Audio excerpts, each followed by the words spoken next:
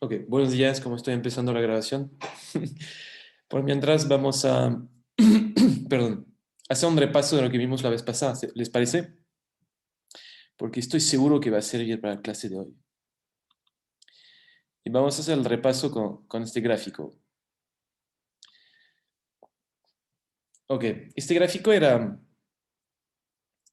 digamos, resumía la policy function en el caso del modelo buffer stock.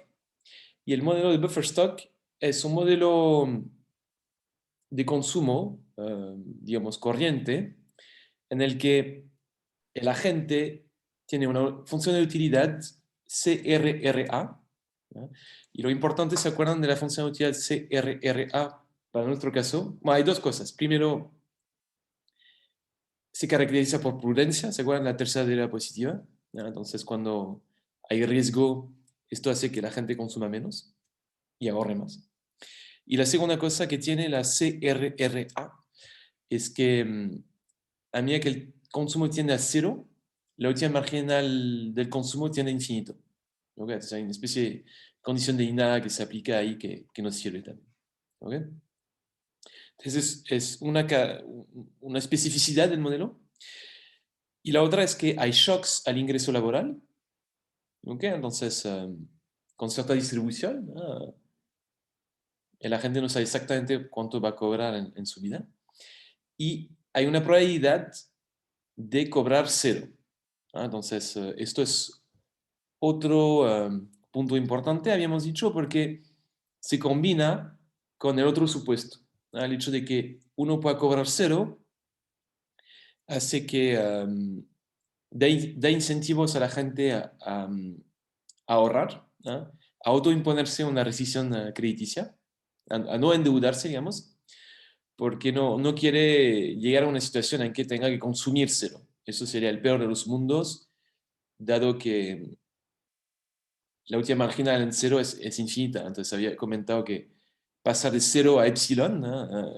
Esto representa una ganancia infinita para él. Entonces no quiere caer en cero, porque consumir apenas un poquito más que cero le da muchísima utilidad en comparación con el caso en que consume cero. ¿Ok? Entonces, Carroll había resuelto este modelo, ¿no? Y era la función de consumo que tenemos acá abajo, la CDX, que estoy enfatizando con el mouse. Esta era la policy function que habíamos obtenido, bueno, que él, yo no hice este gráfico, el señor Carroll había obtenido en el caso de este problema. ¿Ya? Ahora, él había representado esta función en conjunto con otras funciones que sirven para entender un poco mejor cómo se comporta la función de consumo. Una primera función era esta CPF de X. ¿Se acuerdan qué representaba esta función de consumo? ¿Qué caso particular? El PF. ¿Qué significaba? Perfect foresight. Muy bien, Gabriel. Y esto en castellano significa, o si quieres, ¿qué quiere decir básicamente con palabras?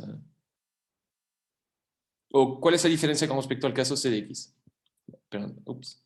¿Cuál es la diferencia entre este y este de acá? Como tú dices, el de arriba es perfect foresight. ¿Y cuál es la diferencia con el caso de abajo? Puede vislumbrar todos los ingresos a futuro, no tiene incertidumbre a futuro. Exactamente, exactamente. Y entonces, habíamos visto que la función con incertidumbre siempre se ubica debajo de la función sin incertidumbre. Y esto, Gabriel, era porque, ¿te acuerdas? La prudencia. Muy bien, Gabriel. Entonces, la prudencia hace que la gente quiera ahorrar más y entonces va a consumir más. Para cualquier X. Sea lo que sea el X que tenemos, su función de consumo se va a ubicar debajo de la otra. Entonces, típicamente cuando subimos el riesgo, la de abajo se debería correr más para abajo. Y si deberíamos hacer la utilidad marginal más convexa, se debe correr para abajo también. ¿Sí? Genial. Y después teníamos esta función ct de x. ¿Alguien se acuerda? ¿Alguien que no es Gabriel? Que me convencí de que Gabriel se acuerda perfectamente. Que era la ct mayúscula de x.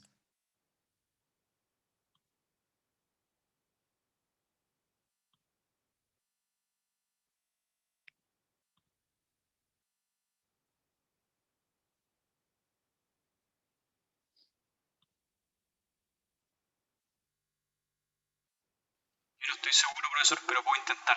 Dale, dale, dale, dale. Mira, el caso sin riesgo tengo anotado. Ah, no. ¿No? Pero es cierto que en este caso, el caso sin riesgo es lo que dijo Gabriel, es esta función de acá.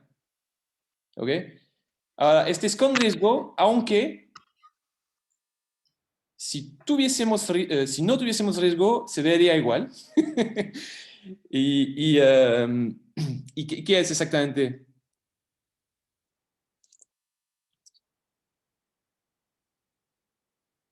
Entonces, la que tú dices, Sebastián, es esta de acá. Esta de Ya. acá es con riesgo, pero ¿cuál es la diferencia con respecto a la de acá?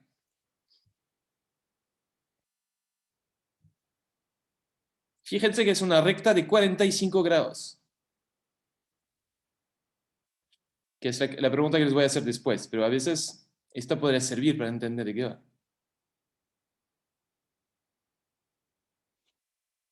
¿Qué significa que Luego del sea la recta de último, 45 grados? Que si te doy un X, es decir, perdón, tendría que haber precisado, a veces doy por dado que se sabe, pero el X, que es la riqueza de la gente, en el eje de las abscisas, y en el eje de las ordenadas tenemos el consumo. ¿Ya?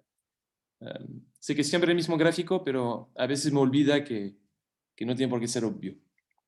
Entonces, si te doy un X, tú te vas a consumir este X. Esto significa esta recta de 45 grados. ¿Alguien, en qué contexto habíamos visto que pasaba eso?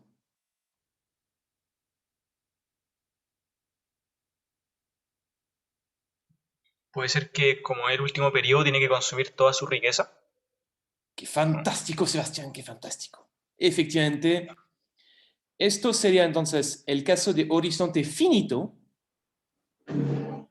Horizonte finito en un periodo T mayúscula, que notación que usamos, bueno, que él usa, pero que nosotros también por copiones usamos, para referirnos al último periodo de la vida.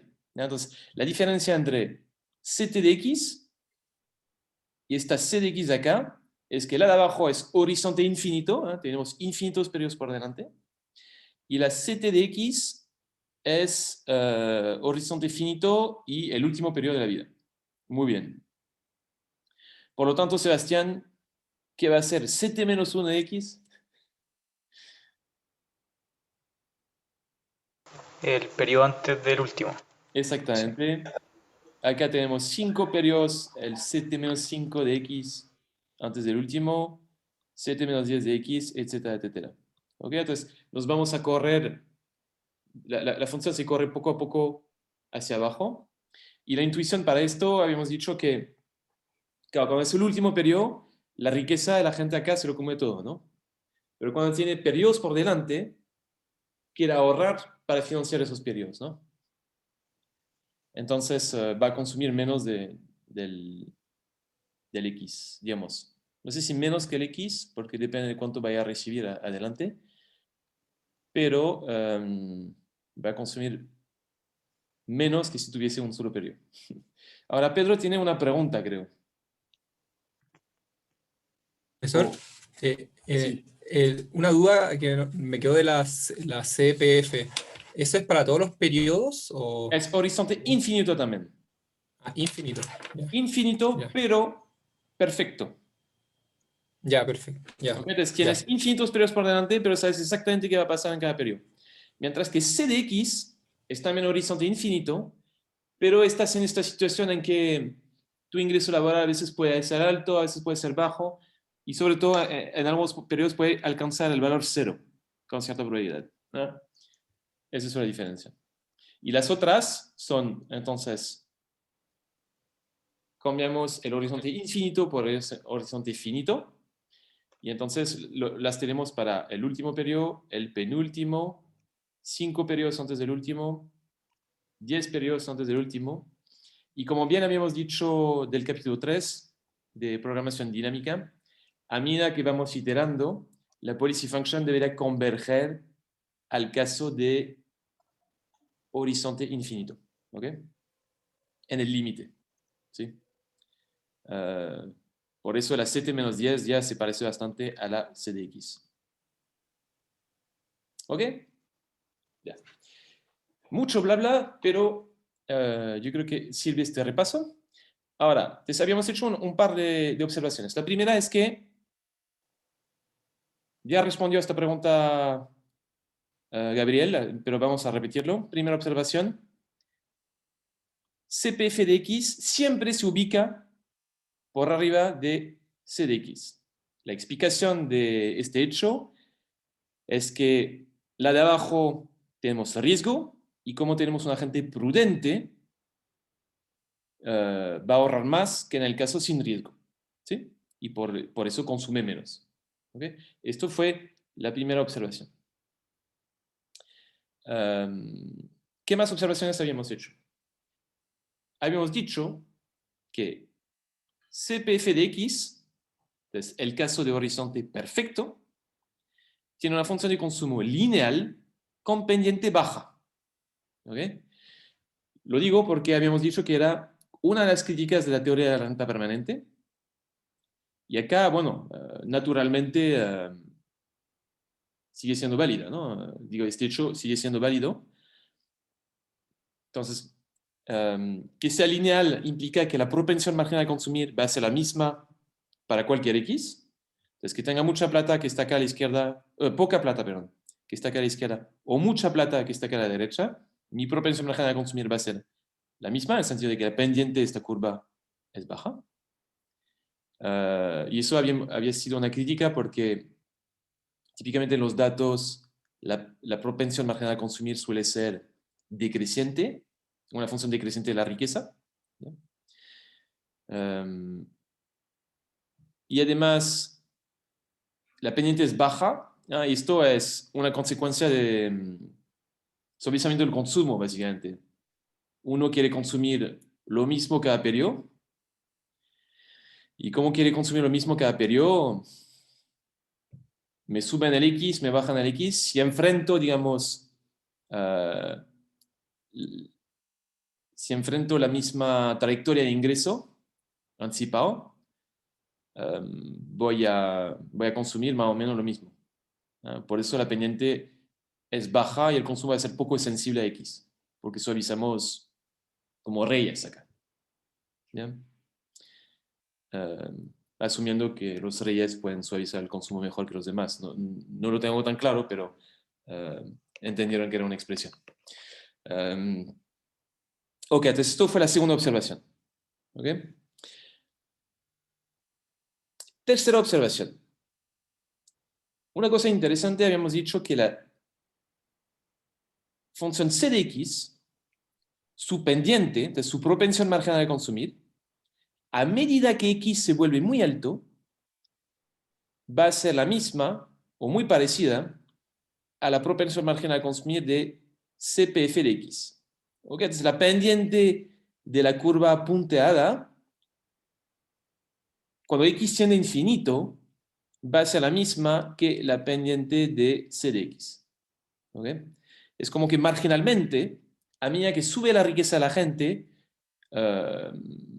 nos vamos a comportar de manera similar que tengamos riesgo o no, marginalmente. Obviamente el nivel no es el mismo, pero marginalmente, una vez que hemos alcanzado este X muy alto, nos vamos a comportar de manera similar y pareciera que el riesgo no tiene impacto sobre la propensión marginal a consumir. ¿Okay? Entonces, esto es la tercera observación. Una cuarta observación ahora es que C de X se ubica siempre por debajo de, ahora, CT de X. Entonces, habíamos dicho que siempre está debajo de esta, pero además siempre está por debajo de esta, la del último periodo, la recta de 45 grados. ¿Okay? ¿Alguien me quiere recordar por qué está siempre debajo de esta? Incluso lo hemos dicho implícitamente antes, pero está bueno recordarlo. Entonces, porque C de X, el caso de horizonte infinito, siempre se ubica por debajo de la recta de 45 grados. Había dos supuestos que habíamos hecho, o incluso tres, que implican esto.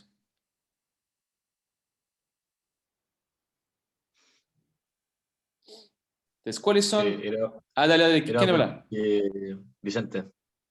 Por favor, Vicente. No te Era vemos porque a todo esto, Vicente, pero dale, no. Ah, ok. Perdón, es que no puedo prender la cámara. Eh, lo que le iba a decir, bueno, ocurre porque el salario puede tomar, o sea, la riqueza en realidad puede tomar valores iguales a cero. Eso es un Y supuesto. y por la forma de la función de utilidad, la gente no quiere consumir cero. Exactamente, habíamos dicho la utilidad marginal en cero es infinita, entonces no quiere consumir cero. Entonces, ¿cuáles son las consecuencias de esto? Económicamente, ¿cómo se va a comportar la gente? Eh, En términos de ahorro y de consumo. bueno, o sea, va a ahorrar en forma precautoria para no estar en esos escenarios en que consume cero. Exactamente. Por lo tanto, nunca se va a endeudar. Claro. ¿Ok? Y vemos una diferencia entre la CPF de X y la C de X. Es que la CPF de X, por ejemplo, esta sí cruza la recta de 45 grados. Entonces, puede consumir más que su riqueza. Cruzamos a la izquierda. La C de X nunca cruza la recta de 45 grados. La gente se autoimpone esta restricción crediticia por voluntad propia.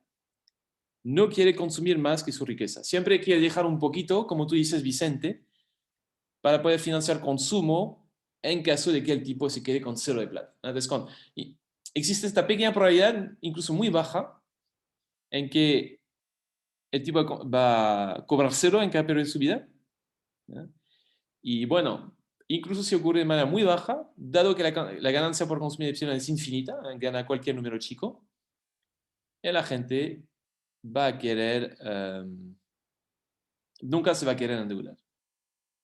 Entonces tenemos la cosa de que cuando nos desplazamos a lo largo de la curva C de X, hacia abajo, a medida que cae el C de X, la propensión marginal a consumir se va a hacer cada vez más alta y de manera que se ubique debajo de esa recta de 45 grados. Ok. Un repaso largo, pero esto habíamos comentado de este gráfico. Entonces, este modelo se llama modelo de buffer stock, les había comentado. Entonces, es como de ahorro amortiguador. ¿Sí? Y habíamos dicho que la gente va a tener un objetivo de ahorro, entonces un buffer target, va a tener un stock de ahorro objetivo, hacia el cual va a converger. Típicamente, cuando la gente tiene más ahorros que este buffer target, en esperanza debería ser más pobre mañana con respecto a hoy. Dijimos que su impaciencia va a ser fuerte y va a consumir mucho en promedio, digamos. Y esto debería hacer que la X caiga. Y cuando estás por debajo del buffer target, domina la precaución sobre la impaciencia y la gente debería hacer un esfuerzo por ahorrar de manera que en promedio, depende un poco del shock por supuesto, de manera que se acerque más hacia este buffer target. ¿Ok?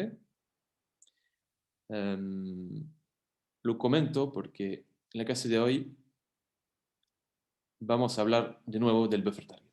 ¿Okay? Entonces no sé si tienen alguna pregunta sobre esto que vimos la vez pasada.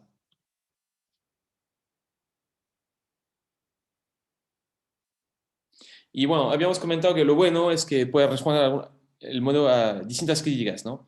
Permite tener una función de consumo cóncava, como vimos, permite tener una propensión marginal a consumir más alta que en el otro modelo, y acercarse más a la propensión marginal a consumir de los datos.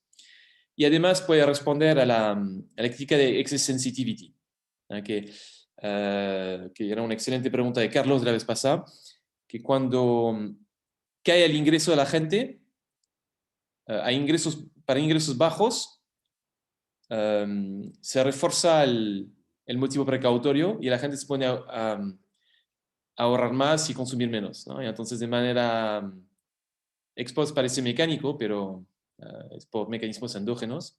De manera mecánica, cuando cae el ingreso, deberemos tener que caer el consumo, aunque esta caída fuese anticipada, ¿no? Es por motivo precautorio. Ok. Y entonces podemos responder a la crítica de excess sensitivity o exceso de sensibilidad. ¿Qué vamos a hacer en la clase de hoy? En la clase de hoy vamos a repasar un artículo clásico de dos economistas, un señor que se llama Jonathan Barker y un compatriota mío que se llama Pierre-Olivier Gourinchas, que básicamente ellos escribieron, creo que fue el primero, no fue el primero, digamos, la primera estimación de una función de consumo de manera estructural usando lo que se llaman métodos globales. Volveré a ello en un segundo. ¿Okay? Entonces, es decir, esos modelos que que ya resolvieron, soy optimista, para la tarea 2, con riesgo, ellos lo estimaron con datos reales, ¿no? Déjenme... No, ¿qué hice? Oh, sí, estoy ahí. Ya. Datos, a ver.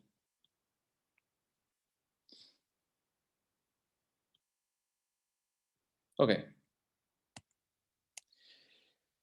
Entonces, sí, siento que la transparencia está en inglés, pero lo vamos a traducir. Igual saben inglés ustedes, así que... Entonces, como les comentaba, este trabajo... por cierto, se me olvidó. Está la referencia en la bibliografía. Si necesitan, la puedo subir a Canva si quieren, el PDF. Entonces, estos son los autores. Esto es la revista en la cual se publicó, Econométrica. Y este es el título del artículo. Consumo sobre el ciclo de vida. ¿Okay? La revista Econométrica es como... Hay una pregunta de Carlos que dice que sí, por favor.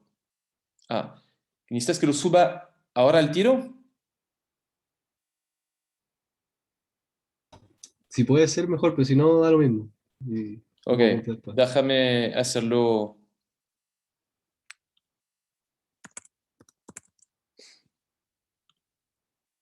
Ya. Si quieren, hacemos una pausa de un minuto o como quieran. Sí, buena idea que lo suba ahora. No sabía que lo hacían de esta manera ustedes. Que tomaban apuntes sobre el paper.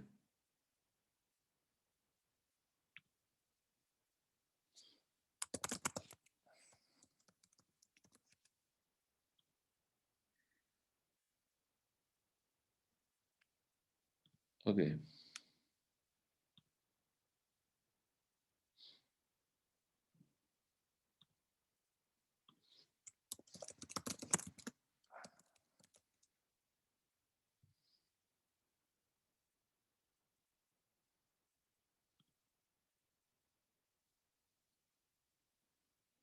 Ok, a ver. ¿Cómo es? ¿Cómo era esto?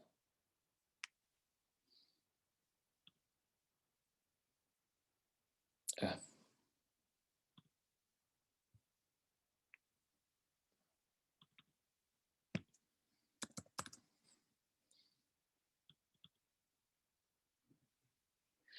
Bueno, sí, ahora está publicado. Me doy cuenta que el artículo puede que tenga párrafos sobresaltados míos, pero quizá les ayuda para que sean las cosas que yo a veces considero importantes. Así que quizá no está tan mal que estén enfatizados.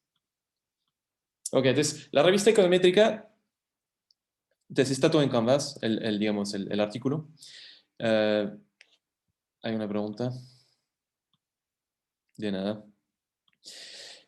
Entonces se publicó en Econométrica. Econométrica es como la mejor revista en economía, yo creo, o unas dos mejores, ¿no? No sé si saben, bueno, hay muchas revistas académicas, ¿no? Unas mejores que otras. Y hay como dos grupos de revistas que los economistas les gusta distinguir, que son las contribuciones generales versus las contribuciones específicas. ¿Ok? Déjame explicarme. Hay revistas, por ejemplo, de macro. Entonces, una muy buena revista es American Economic Journal Macroeconomics, muy buena de macro. Journal of Monetary Economics, muy buena revista, etcétera, etcétera. Son revistas que son propias al campo de macro. ¿Ok? Esas revistas publican contribuciones que típicamente le interesa a los macroeconomistas. ¿Ok? Y después están las generales, y Econométrica es una de ellas, ¿eh? Que su contribución como que transciende, si quieren, el campo de la macro. Entonces, es cierto que es más un artículo de macro, ¿eh? Pero digamos que o revoluciona la macro, si quieren, o digamos puede tener un impacto que va más allá de la macro. ¿Ok? No es una contribución, si quieren, tan enfocada, digamos, ¿no? Tiene una amplitud un poco más ancha, ¿no? Entonces, Econométrica es una de ellas. Hay otras que deben haber escuchado. American Economic Review es una. Journal of Political Economy, Review of Economic Studies, Quarterly Journal of Economics. Estas son como de las buenas generalistas en economía. ¿Ok? Okay. Necesitaba enfatizar esto porque a veces los estudiantes no saben esto. Entonces, y como les comentaba, entonces, es como un artículo cuyo objetivo es estimar un modelo de consumo sobre el ciclo de vida. ¿Okay? Entonces vamos a tener horizonte finito. Los agentes van a pasar por distintos periodos de su vida.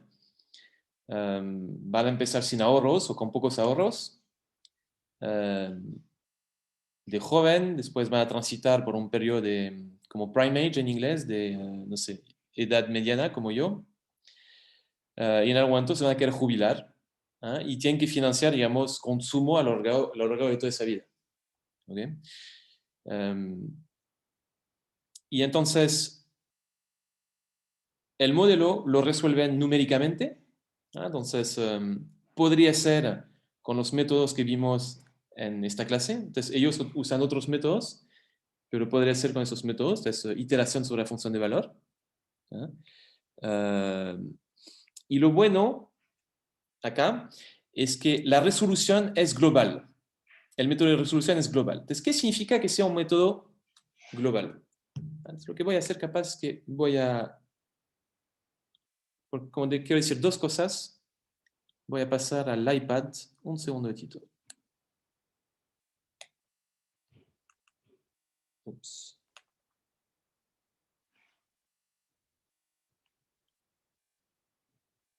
Antes de empezar la clase, digo, empezar esta presentación, voy a explicar dos cosas.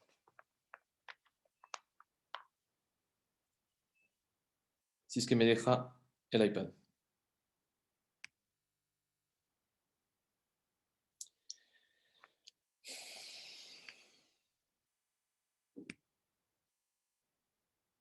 Parece que no, pero ahora sé cuál es el truco. Tengo que volver a sincronizar.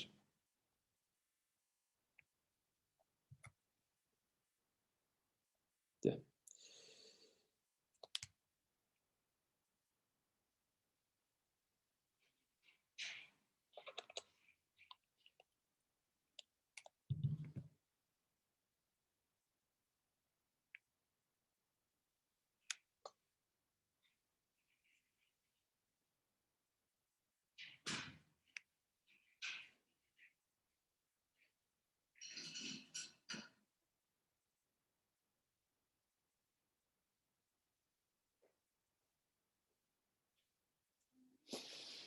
Digo que sé, pero parece que no. Ah, putain, c'est pas vrai.